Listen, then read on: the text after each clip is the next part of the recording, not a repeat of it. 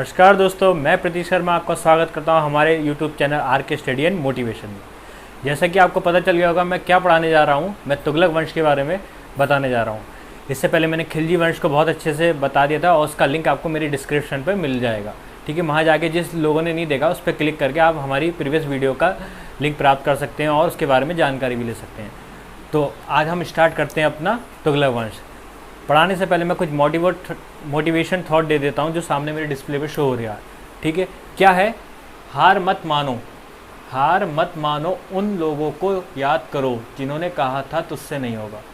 कहने का तात्पर्य क्या है कि भाई आप किसी भी काम के लिए हार मत मानो कि मुझसे नहीं होगा। आप कर सकते हो, आपके अंदर वो कैपेबिलिटी है कि आप उस काम को कर सकते हो।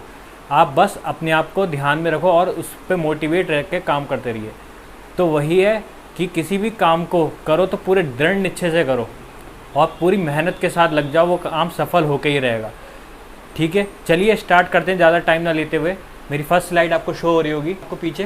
नेक्स्ट, तो इंट्रोडक्शन, हम किसके बारे में पढ़ाने वाले हैं? तुगलक वंश। तो मैं ये बता देता हूँ, ये लास्ट तुर्की है, तो मैं थोड़ा सा इंट्रोडक्शन बता देता हूँ। हम किस किस के बारे में पढ़ेंगे, किस किस ने कब तक राज करा था, वो मैंने यहाँ पे थोड़ा इंट्रो में दे रखा है, आप देख सकते हैं जिसको देखना है। और मैं एक बार पढ़ के भी बता देता हूँ। गयासुद्दीन तुगलक, ये कब से आए थे? 1320 से लेकर 1325 ईस्वी तक इन्होंने गद्दी पर राज करा था। 1325 ईस्वी में इनकी मृत्यु हो गई थी। उसका बाद आया मोहम्मद बिन तुगलक, इसने कब करा था? 1325 से लेकर 1391 ईस्वी तक रहा। उसके बाद इसकी भी मृत्यु हो चुकी थी। अब मैं इनके बारे में बहुत अच्छे से बताने वाला हूँ क्या होगा। फिर आया फिरोज शाह तुगलक, ये रहा 1391 से लेकर 1388 तक। उसके बाद लास्ट था नसरुद्दीन मोहम्मद तुगलक, जो 1394 से लेकर 1412 ईस्वी तक गद्दी पर बैठा। उसके बाद ये वंश समाप्त हो चुका था, यानी तुर्कों का अपना वंश समाप्त हो गया था। ठीक है, मेरी नेक्स्ट स्लाइड क्लिक। देखिए आ चुका है तुगलक वंश, जिसके बारे में हम बहुत अच्छे से करेंगे। और ये वंश बहुत लंबा चला था। इन्हें कब तक राज करा था? 1320 से लेकर 1412 ईस्वी तक इसने राज करा था इस गद्दी पर। ठीक है, ये सबसे लंबा चलने वाला वंशों में से ये वंश था। ठीक है, इससे पहले हमने दास वंश पढ़ा, वो भी इतना बड़ा नहीं चला। खिलजी वंश पढ़ा, वो भी इतना लंबा नहीं चला। सबसे लंबा चलने वाला कहा था तुगलक वंश था। ठीक है, आइए स्टार्ट करते हैं। इसका जो मेन संस्थापक था, जिसने इसकी नींव रखी थी, कौन था? गयासुद्दीन मोहम्मद तुगलक ने की थी। ठीक है, पता चल गया होगा किसने की थी। और दिल्ली सल्तनत काल के तुगलक वंश के शासकों में सबसे अधिक समय तक ये शासन किया गया था। ये मैंने अभी वर्ड बोला था, सबसे लंबा चला था। कब तक रहा था? सबसे लंबा शासन चला था, इसने करा था। ठीक है, तीसरा पॉइंट क्या है? उसने अलाउद्दीन की सैन्य व्यवस्था को बनाए रखा, पर भूमि फिर से अमीरों को दे दी। मतलब क्या था? इस जो अलाउद्दीन खिलजी था, उसकी जो सैन्य व्यवस्था थी, जो उसका कार्यभार था, उन्हें स्वयं व्यवस्था था, बट उसने क्या कहा था? अमीरों की जो ज़मीनें थी उनको वापसी लौटा दी, जिसे खालसा कहते हैं, यानी गवर्नमेंट की एक जो गवर्नमेंट को सौंप देना, खालसा कहा जाता है उसको। ठीक है, इनकी लैंग्वेज में। तो इसने क्या करा? वो भूमि उनको वापसी लौट दी इस वंश के अंदर। ठीक है, फोर्थ पॉइंट क्या है? दिल्ली पर शासन करने वाले तुर्क वंशों में से तुगलक वंश का अंतिम था। ठीक है, मैंने बताया था 3 तुर्की आए थे। कौन कौन सा आया था फिर से मैं बता देता हूँ। खिलजी दास वंश था, उसके बाद खिलजी वंश आया, उसके बाद लास्ट वंश था तुगलक वंश। ये लास्ट तुर्की थे, इसके बाद ये तुर्कियों का आगमन समाप्त हो चुका था। ठीक है, नेक्स्ट स्लाइड खोलते हैं। मेरी स्लाइड शो हो गई होगी जिसके बारे में हम पढ़ने जा रहे हैं। आइए, ठीक है, मैं मार्कर ले लेता हूँ। चलो मार्कर ले लिया, तो बता देता हूँ क्या होता है। गयासुद्दीन तुगलक, जो इसका मेन संस्थापक था, जिसने इसकी नींव रखी थी। ठीक है, इसने कब करी थी? 1320 से लेके 1325 ईस्वी तक की थी। मतलब 1320 में इनने क्या बना था? गद्दी पे बैठा, और 1325 में इसकी देहांत हो गया था, इसकी मृत्यु हो गई थी। 5 वर्ष इनने कार्यकाल करा था। ठीक है, इसके बाद इसका बेटा आया था, अभी हम पढ़ेंगे, मगर अभी इसकी डिटेल्स बता देता हूँ। ठीक है, मगर गयासुद्दीन तुगलक को एक नाम से पुकारा जाता है, गाजी मलिक। ठीक है, अभी दिखा देता हूँ आपको। गयासुद्दीन तुगलक ने 1320 में तुगलक वंश की स्थापना करी थी, मैंने बोल दिया। इसका वास्तविक नाम ये रहा, गाजी मलिक। क्या नाम? वास्तविक नाम क्या है? गाजी मलिक। गाजी मलिक था। ठीक है, गाजी मलिक क्यों कहा गया इसे, मैं वो भी बताऊंगा। ठीक है, आप टेंशन नहीं लीजिए। मेरा सेकंड पॉइंट क्या था, उसने अलाउद्दीन की सैन्य व्यवस्था को बनाए रखा पर भूमि फिर से अमीरों को दे दी। भाई क्या बात, अभी मैंने बताया था अपनी फर्स्ट स्लाइड में क्या हुआ था, अलाउद्दीन जो था उसकी जो व्यवस्था थी उसको सेम रखा, पर उसने क्या करा था, अमीरों से उसकी भूमि ले ली थी, जिसे हम खालसा भी बोलते हैं, यानी गवर्नमेंट को सौंप देना ये बोलते हैं, ठीक है। पर इसने क्या करा था, अमीरों को उनकी भूमि वापसी लौटा दी, उनकी ज़मीनें वापसी लौटा दी, पर उसकी व्यवस्था को सेम बनाए रखा, उसका जैसे काम चल रहा था उसको बिल्कुल फॉलो करा, ठीक है, पर उनकी भूमि लौटा दी, ठीक है। थर्ड पॉइंट क्या था, 29 बार मंगोलों को संघर्ष में हराकर मलिक उल गाजी के नाम से विख्यात हुआ। अब क्लियर हो गया क्यों गाजी मलिक की उपाधि मिली थी। क्या करा था इनने, सबसे ज़्यादा बार, अगर क्वेश्चन पूछा जाता है अभी सबसे ज़्यादा बार किस वंश में मंगोलों पे आक्रमण किया गया था या उनके साथ संघर्ष किया गया था, तो किसने किया था, गयासुद्दीन तुगलक ने किया था। किसने किया था संघर्ष, गयासुद्दीन तुगलक ने किया था। कितनी बार किया था, 29 बार। और इसी के चक्कर में उसे किस नाम से पुकारा जाता है, गाजी मलिक के नाम से पुकारा जाता है, ठीक है। ये भी क्वेश्चन आता है गाजी मलिक किसे कहा जाता है, तो आप बोल देना गयासुद्दीन तुगलक को माना जाता है। किस वंश के शासक को गाजी मलिक कहा जाता है, तुगलक वंश के शासक को कहा जाता है। कैसे भी घूम के आ जाए आपको एकदम से दिमाग में आ जाए कि हमने ऐसे बताया था, कहाँ बताया था, आर के स्टडी में मेरे को इतने अच्छे से समझाया गया था, ठीक है। तो मैं एक बार हाईलाइट कर रहा हूँ, गाजी मलिक पे ध्यान रखना, गाजी मलिक उल गाजी के नाम से विख्यात किया, ठीक है, क्लियर हो गया। फोर्थ पॉइंट क्या, सल्तनत काल का पहला शासक जिसने नहरों का निर्माण कराया था। ये पहला शासक था जिसने किसका निर्माण कराया था, नहरों का निर्माण कराया था। क्यों, क्योंकि इसे कृषि के लिए, ज़मीन उपजाऊ बनाने के लिए इनने क्या करा था, नहरों का निर्माण कराया, नदियाँ बनाई, पुल बनवाए, बहुत सारे काम करवाए, बहुत अच्छा काम कराया, ठीक है। और इसने बहुत से और काम भी कराए थे, इन्हें 2 काम और कराए थे। इन्हें क्या कराया, तुगलकाबाद जो नगर है उसकी स्थापना कराई थी, ठीक है। किसने कराई थी, गयासुद्दीन तुगलक ने कराई थी तुगलकाबाद की। और इसने क्या करा था, दूसरा क्या करा था, जब ये बंगाल से संघर्ष करके यानी वहाँ से विजय प्राप्त करके लौट रहा था, तब क्या हुआ था, जब ये वहाँ से लौट रहा था तब इसके बेटे जिसका नाम है मोहम्मद बिन तुगलक, उसने इसके भव्य महल में स्वागत करवाया, बहुत ही अच्छे से स्वागत करवाया। कैसे, लकड़ी का महल बनवा रखा था, बहुत ही अच्छा महल बना हुआ था। तो वहाँ पे जब इसका स्वागत हो रहा था, स्वागत समारोह का इंतजाम किया गया था, जैसे ही इस पर स्वागत किया गया था तो क्या कह रहे थे, लकड़ी की बाँस के बने हुए थे वो टूट के गिर गए, जिसके कारण ये दब के इसकी मृत्यु हो गई, ऐसा कहा जाता है, ठीक है। आइए नेक्स्ट स्लाइड में चलते हैं। पता चल गया इसकी मृत्यु कैसे हुई थी, लकड़ी के महल बना था उसमें दब के इसकी मृत्यु हो गई थी। उसके बाद कौन आया, इसका बेटा आया था मोहम्मद बिन तुगलक, जो 1325 से लेकर 1391 ईस्वी में गद्दी पे बैठा था। देखिए 1325 से लेकर 1391 ईस्वी में गद्दी पे बैठा था, ठीक है। क्या हुआ था इस बीच, कुछ लोग कहते हैं कि इसने अपने बाप को मरवा दिया, ये इसकी साजिश थी, पर कुछ कहते हैं कि नहीं, ये कोई एक घटना थी, कोई एक्सीडेंट था, जानबूझ के नहीं कराया गया था। ये तो स्वागत कर रहा था अपने बाप का, जिसके कारण ये अचानक से ये घटना घट गई थी, जिससे वो दब के मर गया। फिर क्या हुआ, ये गद्दी पे बैठा, इसका पूरा नाम क्या, मोहम्मद बिन तुगलक था, जिसे जूना खां के नाम से जाना जाता है, ठीक है, जूना खां के नाम से जाना जाता है, ठीक है, ओके, क्लियर। क्या हुआ इसमें, जूना खां के नाम से जाना जाता है, पर ये इतना पढ़ा लिखा था, ये ज़्यादा पढ़ा लिखा भी होना सही नहीं होता, मगर ज़्यादा पढ़ा लिखा हो मगर अपने दिमाग की ज़्यादा मत चलाओ, मतलब समय के साथ चलो। ये क्या सोचता हूँ मैं, फ्यूचर को लेके चलूँगा, अपने फ्यूचर को पहले ध्यान में रखते हुए, अपने फ्यूचर को ध्यान में एक तरीके से बोल सकते हैं ओवर स्मार्ट बनना। ये अपने आप को ज़्यादा ओवर स्मार्ट बनता था, जिसके कारण इसके 5 प्रयोग करे थे इसने, और 5 के 5 प्रयोग फेल हो गए थे। कौन कौन से प्रयोग करे थे, क्या करे था, मगर एक चीज़ बता देता हूँ, जब इसने प्रयोग करे थे तो इसका एक नाम से और जाना जाता है, इसे आप क्या कहते हैं, पागल राजा के नाम से भी जाना जाता है, ठीक है। पागल राजा भी बोल सकते हैं, बुद्धिहीन भी बोल सकते हैं, कुछ भी बोल सकते हैं इसको, क्योंकि क्या है, ये प्रयोग ही करता गया, ठीक है। पहला क्या करा था इसने, कर में वृद्धि। कर में वृद्धि करने से क्या हुआ, सूखा प्लेग पड़ गया। ये क्या है वो बताता हूँ। कर यानी टैक्सेस बढ़ा दिए थे, कहाँ बढ़ा दिए थे इसने, क्या होता है, 2 नदियों के बीच का जो भाग होता है, 2 नदियों के बीच का भाग होता है, यानी जो खाली स्थान होता है, उसमें इनने क्या करा था, वहाँ पे इनने सोचा था कि यहाँ पे लोग कृषि करेंगे, ज़मीन में कोई उपजाएंगे, यानी कृषि के चक्कर में इन्हें सोचा उपजाऊ होगी, भूमि उपजाऊ होगी तो इस पर टैक्सेस लगा दूंगा और इससे मेरा फ़ायदा हो जाएगा। तो इसने क्या करा, इसमें टैक्स बढ़ा दिए। बट क्या हुआ, इसकी किस्मत इतनी ख़राब थी, उसी टाइम क्या हुआ, यहाँ सूखा पड़ गया।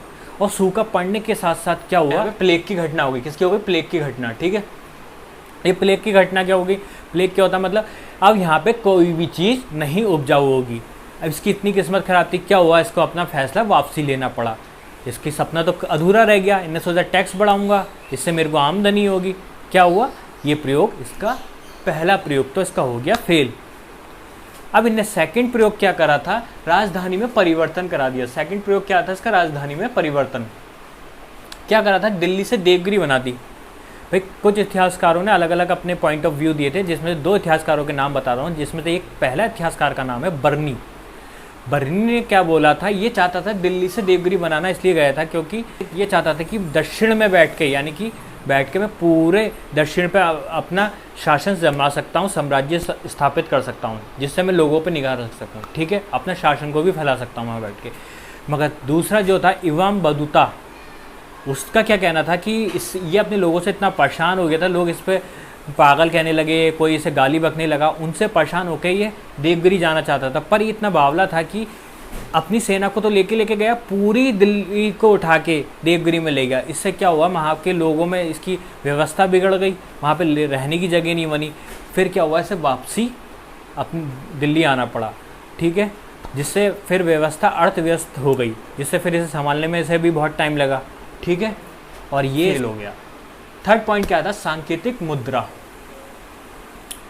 सोना चांदी तांबा जिसे बोलते हैं। सांकेतिक मुद्रा मतलब एक संकेत होता है, उसको बोलते हैं सांकेतिक मुद्रा। जैसे कि आपका पास 2 रुपये हैं, वो भी एक किसी चीज़ का संकेत है। अगर आप उसे कहने सेल करने जाओगे तो वो 2 रुपये में ही बिकेगा क्या, कोई इसकी वैल्यू नहीं है, क्योंकि तो वो खुद 2 रुपये का, उसकी क्या वैल्यू, क्या 4 रुपये में बिक जाएगा 2 का नोट, नहीं बिकेगा। क्यों भाई, वो खुद एक संकेत है, वो किसी चीज़ का संकेत है, वो नहीं बिक सकता।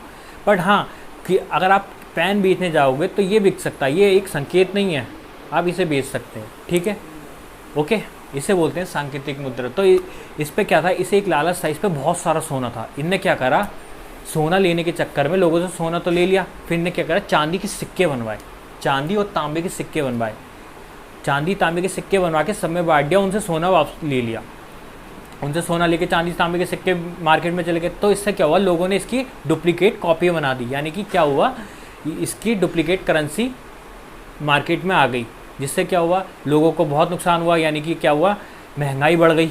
इससे महंगाई बढ़ने से लोग अब परेशान हो गए। तो अब ये परेशान होकर इसने अपना जो निर्णय था वापसी ले लिया, सारे चांदी तांबे के सिक्के वापसी ले लिया, और उसके बदले उन्हें सोना सबको वापसी कर दिया। इससे क्या हुआ, इसमें तांबों का इतना भंडार लग गया जो वेस्ट हो गया था, उसका कोई यूज़ नहीं था, क्योंकि नकली तांबे और चांदी के सिक्के उसके पास भरपूर मात्रा में हो गए थे, जिससे इसको बहुत बड़ा नुकसान हुआ और इसका ये प्रयोग भी फेल हो गया। ठीक है, फोर्थ पॉइंट क्या था, खुरासान अभियान। खुरासान अभियान, मध्य एशिया। खुरासान अभियान का मतलब क्या था, जब मंगोलों पर आक्रमण हो रहा था, तो मंगोलों तो इसके पास आ रहे थे। अब इनने सोचा कि क्यों ना हम मंगोलों के पास जाकर उनके घर में जाके घुस के आक्रमण करके आएँ, उससे क्या होगा। अभी इनने क्या, मध्य एशिया में घुस के उनके पर आक्रमण करने गया, जीत तो गया, पर क्या हुआ, इसकी बहुत सारी सेना मारी गई, जिससे यह अभियान इसका फेल हो चुका था। ठीक है, खुरासान अभियान क्लियर हो गया। फिफ्थ पॉइंट क्या आया था, कराचील अभियान, पहाड़ी क्षेत्रों में। अब कराचील अभियान क्या होता है, जब पहाड़ी क्षेत्रों में हुआ था, क्या हुआ था, इसकी सेना पहाड़ों पर युद्ध करने के लिए गई थी, आक्रमण करने के लिए गई थी, तो वहाँ से छिप के आक्रमण कर रही थी।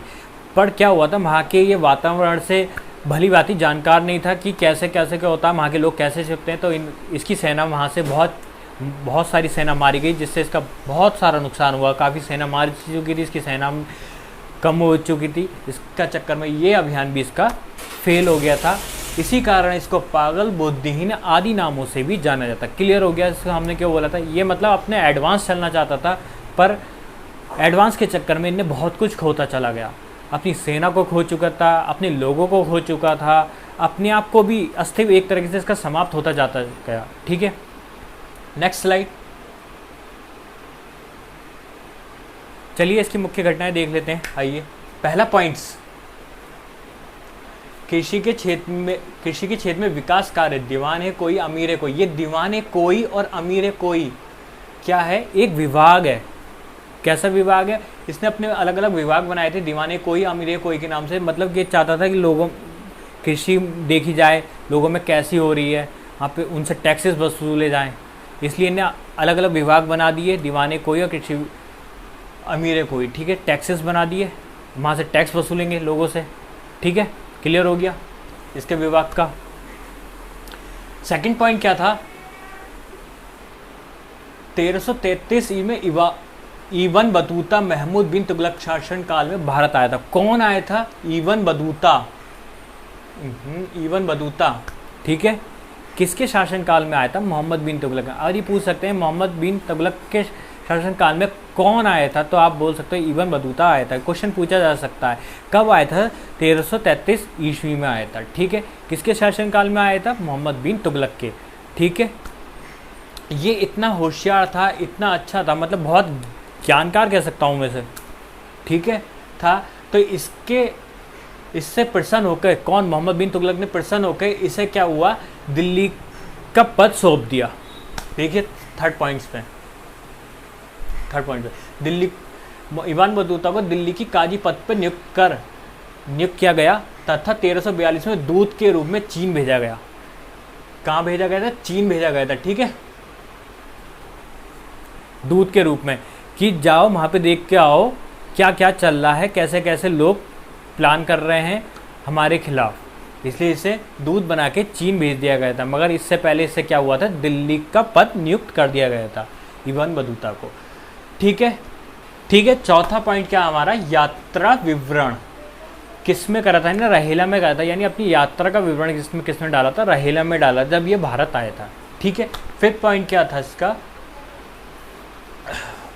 मोहम्मद बिन तुगलक के समय दक्षिण विजयनगर तथा बहमनी राज्यों की स्थापना हुई। जब मोहम्मद बिन तुगलक था, इसने क्या करा? दक्षिण में विजयनगर, ये रहा दक्षिण में विजयनगर तथा बहमनी राज्यों की स्थापना करी थी। ठीक है, इन्हें 2 राज्य बनाए थे। क्यों करी थी भाई? जब ये इन्हें क्या करता था? राजधानी परिवर्तन करता था, दिल्ली से देवगिरी बना रहा था, तो इस क्या हुआ था? इसकी अर्थव्यवस्था बिल्कुल बिगड़ चुकी थी, यानी कि सैन्य व्यवस्था पूरी बिगड़ चुकी थी, अर्थव्यवस्था पूरी बिगड़ चुकी थी, लोगों का रहना सहन बिगड़ चुका था। तो इसने इस चक्कर में फिर परेशान होकर इसने 2 राज्यों को अलग अलग भागों में बांट दिया, किसमें? एक विजयनगर, एक बहमनी राज्यों में की स्थापना कर डाली, यानी 2 पार्ट्स में कर दिया, जिससे कि अर्थव्यवस्था बनी रहे। ठीक है, क्लियर। 6 पॉइंट मेरा क्या है? 1391 में सिंधु के क्षेत्र में विरोध को दबाने में से इसकी मृत्यु हो गई थी। क्या हुआ था? 1391 में सिंधु के क्षेत्र में जब विरोध हो रहा था, उनको विरोध को दबाने के चक्कर में इसकी मृत्यु हो गई थी और ये यहीं समाप्त हो गई थी। अब पता चल गया कि पागल था, क्यों नहीं था। मेरी नेक्स्ट स्लाइड आपको शो हो चुकी है। फिरोज शाह तुगलक कब आया था? 1391 से लेकर 1388 ईस्वी में आया था। ठीक है, कब आया था? 1391 से लेकर 1388। किसके पश्चात आया था? मोहम्मद बिन तुगलक के मरने के बाद ये गद्दी पे बैठा। ठीक है, इसका दिल्ली में राज्याभिषेक बहुत जोरों शोरों से किया गया था 1391 में। पहला पॉइंट में ये दे रखा है। ठीक है, दिल्ली में राज्याभिषेक। सेकंड पॉइंट क्या था इसका? फिरोज शाह तुगलक ने स्वयं को सच्चा मुसलमान शासक और अपने राज्य को विश्वयुद्ध इस्लामी राज्य घोषित कर उलेमाओं को प्रसन्न करने का प्रयास किया। मतलब क्या है? ये इतना सच्चा मुसलमान था, यानी कट्टर मुस्लिम था, तो इसने अपने मुसलमान के ही अपेक्षा इसने अपने उलेमाओं को प्रसन्न रखने के लिए इन्हें अपने शासन को भी चलाया। उसे अपने धर्म का अनुयायी इन्हें अपने शासन को चलाता गया था इससे, और ये खलीफा से उपाधि भी लेकर इन्हें अपने शासन को आगे चलाया। अब मैं आपसे एक क्वेश्चन करना चाहता हूँ, इससे पहले कौन शासक था जिसने अपने खलीफा से अनुमति बिना लिए अपने शासन को आगे चलाया? मतलब क्या है? अपने शासन को अलग और अपने धर्म को अलग रख के अपने कार्य को आगे बढ़ाता गया। ठीक है, वो कौन था? आप लोग बताएं मुझे कमेंट में। ठीक है, और जिसको नहीं पता, जिसने मेरी वीडियो नहीं देखी है, वो प्रीवियस वीडियो का मेरा लिंक नीचे आ रहा है, आप जाके उस पर क्लिक करके देख सकते हैं। ठीक है, थर्ड पॉइंट क्या है इसका? फिरोज शाह तुगलक ने शासनकाल में, फिरोज शाह तुगलक के शासनकाल में जजिया एक अलग कर बन गया, मतलब जजिया का अलग कर लगा दिया गया। ठीक है, पहले वो राजस्व का कर का हिस्सा था। इससे क्या हुआ? केवल स्त्री, बच्चों, अंधों, अपंगों, जीविका के साधन विहीन लोगों को ही मुक्त रखा गया। पर ब्राह्मणों पर जजिया कर लगा दिया। किस पे लगा दिया गया? ब्राह्मणों पर। ठीक है, हाईलाइट कर चुका हूँ मैं। अब बताता हूँ इसने क्या करा था। जो अपंग हैं, जो स्त्रियां हैं, जो जिन पे कोई कार्य नहीं है, काम कर नहीं सकते, उनसे तो कर हटा दिया गया, उन पे कोई कर नहीं लिया गया, क्योंकि वो कर तो कहाँ से देंगे, वो टैक्सेस कहाँ से देंगे जब उन पे कोई काम ही नहीं है। तो इनने तो अच्छा काम किया, पर इनने क्या करा, ब्राह्मणों पे जजिया कर लगा दिया। जजिया कर क्या होता है? गैर मुस्लिम धर्म पे जो लगाया जाता है उसे बोलते हैं। मतलब क्या होता है? जो इस्लाम धर्म को अपनाते नहीं हैं। ठीक है, इसने गलत काम किया, आप सभी को भी पता होगा। किसी को धर्म की अपेक्षा हम उत्साहित नहीं कर सकते कि आप हमारे धर्म में आए, हम आपके धर्म में आए। सब फ्रीडम है आज के टाइम में, उस टाइम फ्रीडम नहीं था। ठीक है, नेक्स्ट पॉइंट। फिरोज शाह तुगलक ने अनेक लोक कल्याणकारी कार्यों को संपादित किया। इसके अंतर्गत स्कूल बनवाए, अस्पताल, बांध, नहर इत्यादि। उसने सतलज से यमुना नदी को दोहरे नहर व्यवस्था से जोड़ने का भी कार्य किया। ठीक है, फिरोज शाह तुगलक ने अपने पुत्र फतेह खान को जन्मदिवस पे फतेहाबाद शहर की स्थापना की। किस पे की? किसके दी? अपने पुत्र फतेह खान। ठीक है, फतेह खान के जन्मदिन पे क्या दिया था? फतेहाबाद शहर की स्थापना की। किस? फतेहाबाद शहर की स्थापना करी। मतलब कि आपको पता तुगलकाबाद किसने बनाया था? गयासुद्दीन तुगलक ने बनवाया था। ठीक है, यहाँ क्या करा था इसने? फतेहाबाद शहर की स्थापना करी थी। ठीक है, किसके जन्मदिन पे करी थी? अपने पुत्र फतेह खान की जन्मदिन पे की थी। इसने ये लोक कल्याणकारी कार्य किए थे। ठीक है, क्लियर हो चुका फिरोज शाह तुगलक के बारे में। आइए नेक्स्ट स्लाइड और अंतिम स्लाइड। आइए स्टार्ट करते हैं अपनी नेक्स्ट स्लाइड। निर्माण एवं कल्याण। फिरोज शाह के जो निर्माण थे, उसके कल्याणकारी कार्य थे, उसके बारे में हम अब कवर करेंगे। ठीक है, आइए पहला पॉइंट क्या है? फिरोज शाह तुगलक ने 24 कष्टदायक करों को समाप्त कर दिया। यानी जो 24 कर थे उनको समाप्त कर दिया। ठीक है, क्या करा? वो 24 करों को समाप्त कर 4 करें लगा दिए। ठीक है, वो कौन कौन से थे 4 करें? ठीक है, खराज, खुम्स, जजिया एवं जकात। इनके सबके बारे में आप सब लोगों को पता होगा। जिसको नहीं पता वो मुझे कमेंट कर सकता है, और जिसको पता है वो भी मुझे कमेंट करके बताए, फिर मैं उनका जवाब दूंगा। ठीक है, मेन पॉइंट क्या था? दारुल सफ़ा। अब दारुल सफ़ा का मतलब क्या होता है? ये उर्दू का वर्ड है और जिसका हिंदी मीनिंग्स होता है मुफ्त का अस्पताल बनाना। तो इसने अपने समय काल में क्या करा? एक मुफ्त का अस्पताल बनाया। बहुत अच्छा काम करा, चलो कुछ तो काम किया इसने, मुफ्त का अस्पताल बनाया। थर्ड पॉइंट्स क्या था मेरा इसका? दीवान खैरात, स्त्रियों की सहायता के लिए। मतलब दीवान खैरात एक विभाग तैयार करा जिसमें स्त्रियों की सहायता की जाए, उनकी हेल्प करी जाए। मतलब किसी भी कोई भी प्रॉब्लम हो, स्त्रियाँ उनकी उससे प्रॉब्लम को सॉल्व करा जाता है। ठीक है, ये विभाग तैयार करा था। ठीक है, नेक्स्ट पॉइंट क्या था? दीवाने बंदगान। ये क्या बनाया था? इन्हें अपने दासों के याद में पूरा ये बंदगान तैयार करा था। मतलब 1,80,000 इसके दास थे जिनके लिए इसने क्या करा? दीवाने बंदगान बनवाया। ठीक है, अब आते हैं नेक्स्ट पॉइंट क्या था? 300 नए नगरों का निर्माण करवाया। ठीक है, अब इसमें 300 नए नगरों में से हमने कुछ नगर यहाँ पे डिस्प्ले पर शो करवा रखे हैं, क्योंकि हम इनके बारे में ही पढ़ना है, हमें नॉलेज रखते हैं। ठीक है, आइए देख लेते हैं। नंबर 1 में क्या है? फिरोजाबाद, दूसरा हिसार, तीसरा फतेहाबाद, चौथा जौनपुर और 5वां है फिरोजपुर। ठीक है, एक बार रिकॉल कर देता हूँ। फिरोजाबाद, हिसार, फतेहाबाद, जौनपुर, फिरोजपुर। ओके, ठीक है, ये कराया था, याद हो गया होगा। मैंने 2 बार बोल दिया, आराम से याद हो गया होगा। थर्ड पॉइंट्स क्या आता है इसका? 5 नई नहरों तथा कुएं एवं तालाब का निर्माण कराया। इन्हें क्या करा? 5 नई नहरों और तालाबों का भी निर्माण कराया। ठीक है, मतलब इनने अपने कार्यकाल में बहुत अच्छे काम भी कराए। ऐसा कुछ नहीं है कि इन्हें काम नहीं कराया, बहुत अच्छा काम किया इसने। ठीक है, उसके अंदर क्या है? 1200 फलों के नए बाग लगवाए। यानी जगह जगह इन्हें क्या करा? 1200 नए फलों के बाग लगवा दिए। मतलब क्या हुआ? इसे बहुत फलों से कह सकते हैं प्रेम है एक तरीके से, ये भी कहा जा सकता है। क्या कहा जा सकता है? इससे पर्यावरण से इसको भी बहुत प्रेम हो, शायद इसने ध्यान में रखते हुए ये बनवाया हुआ। ठीक है, चौथा पॉइंट क्या है? फिरोज शाह ने सिक्कों पर खलीफा का नाम लिखवाया।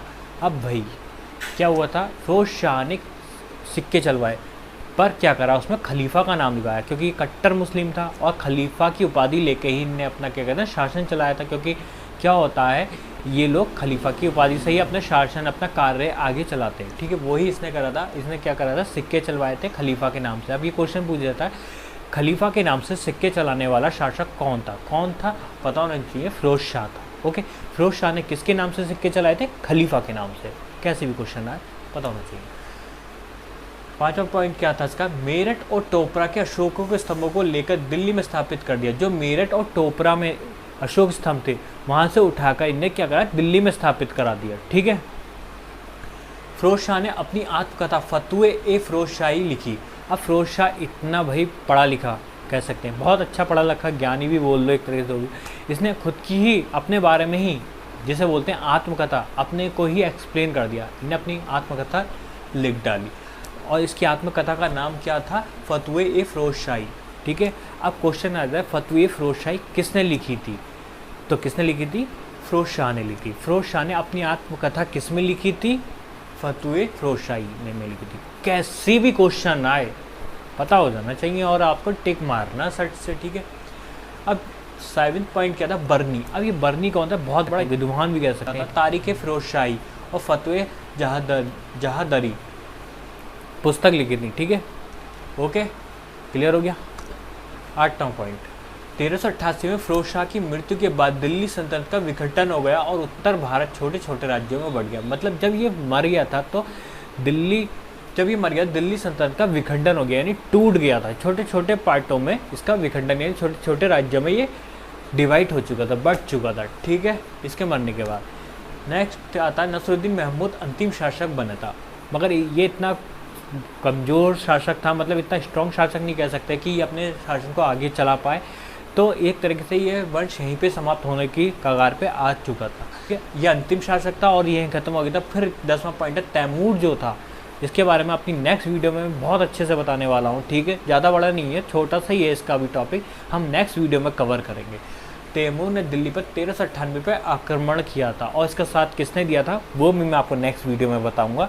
ठीक है, तो आपको ये कैसी वीडियो लगी मेरी आपको बताना है। और हाँ, इससे जितने भी क्वेश्चंस पूछे जाते हैं और आपके माइंड में जितने भी क्वेश्चन चल रहे हैं तो आप मेरे को एकदम से कमेंट करके बता सकते हैं, सर आपने ये नहीं बताया, या सर इससे क्वेश्चन क्या क्या पूछे जाते हैं। मैं आपको सब बताने वाला हूँ, क्योंकि हम बहुत जल्दी एक टेस्ट सीरीज़ भी लगाने वाले हैं, क्योंकि हमारा जल्दी जल्दी कवर हो जाएगा तो हम जल्द से टेस्ट सीरीज़ लगाएंगे और आपको और एकदम से क्लियर होगा कि और आप टिक भी मारेंगे। ठीक है, तो इसी के साथ मैं अपना इस वीडियो को यहीं समाप्त करता हूँ और अपनी नेक्स्ट वीडियो में मिलेंगे हम सैयद वंश में। ठीक है, और सैयद वंश के बारे में बहुत ही अच्छे से एक्सप्लेन करने वाले हैं, बहुत ही मज़ा आने वाला है और आप बताते रहिए, हम जल्द से जल्द वीडियो लाते रहेंगे। ठीक है, जय हिंद, जय भारत जब तक के लिए।